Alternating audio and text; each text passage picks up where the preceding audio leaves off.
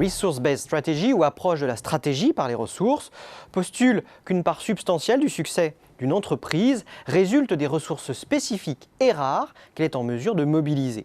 Elle s'oppose en cela à l'école d'économie industrielle de Harvard, vulgarisée par Michael Porter, qui met plutôt l'accent sur l'analyse externe et la capacité de la firme à faire face à un environnement concurrentiel turbulent. Cette approche de la stratégie par les ressources a été initiée par l'économiste Edith Penrose en 1959 et diffusée à partir du milieu des années 1980, notamment par Birger Wernerfeld et Jay Barney. L'approche par les ressources introduit l'idée que l'avantage concurrentiel résulte de deux facteurs essentiels.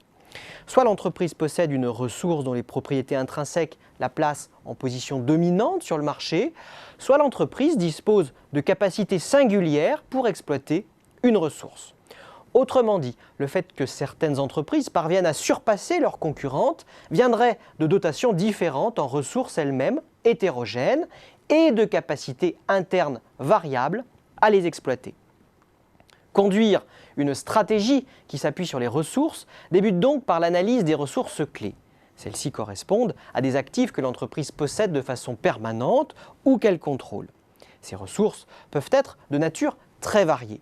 Financière, capacité d'endettement, capacité d'autofinancement, humaine, nombre et niveau de qualification des salariés, physique, comme la localisation géographique, organisationnelle, comme la certification du management de la qualité, technologique, brevet ou savoir-faire, ou encore réputationnelle, je pense ici à la notoriété.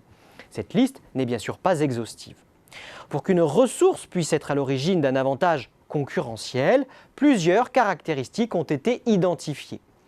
S'il est important qu'une ressource soit créatrice de valeur, il est aussi nécessaire qu'elle soit rare ou que la manière de l'exploiter par l'entreprise soit singulière, afin de faciliter la différenciation avec les entreprises concurrentes. En outre, pour limiter la possibilité de les dupliquer, ces ressources doivent être inimitables et non substituables. Aussi, plus les ressources dont dispose l'entreprise sont VRIN, plus l'entreprise sera en mesure de générer un avantage concurrentiel durable. Il s'agit ensuite pour l'entreprise d'être capable de protéger et d'exploiter ses ressources dans les meilleurs termes. Pour cela, il est nécessaire de disposer de compétences internes adéquates. L'avantage concurrentiel découle au moins autant du fait de disposer de ressources VRIN que de la capacité de l'entreprise à les développer. C'est pourquoi il est pertinent de parler des ressources dont dispose l'entreprise, mais aussi des compétences qu'elle possède pour les mobiliser.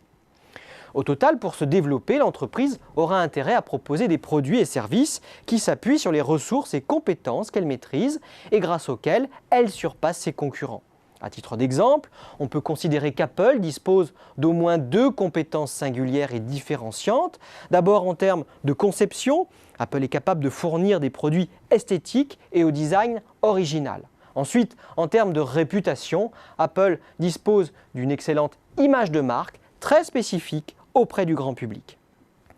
À ce jour, plusieurs développements théoriques insistent sur la nécessité d'intégrer à la réflexion stratégique l'ensemble du spectre des ressources qu'une entreprise est capable de mobiliser.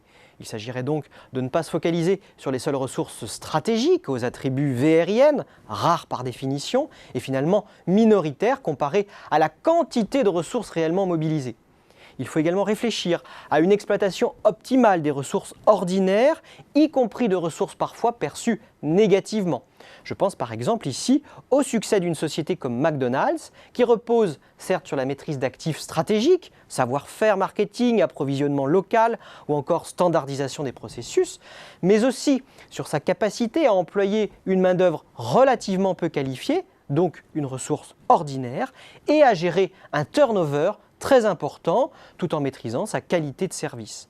On peut aussi évoquer des plateformes internet comme venteprivée.com dont la stratégie repose précisément sur l'accès privilégié à des stocks d'invendus de grandes marques. Entre l'approche par les ressources et l'analyse concurrentielle, on a pu parler de guerre des écoles, Chicago contre Harvard. En tout état de cause, il s'agit bien dans les deux cas de mettre en face un avantage concurrentiel défendable en élevant des barrières à l'entrée face aux entreprises potentielles rivales pour obtenir des performances supérieures.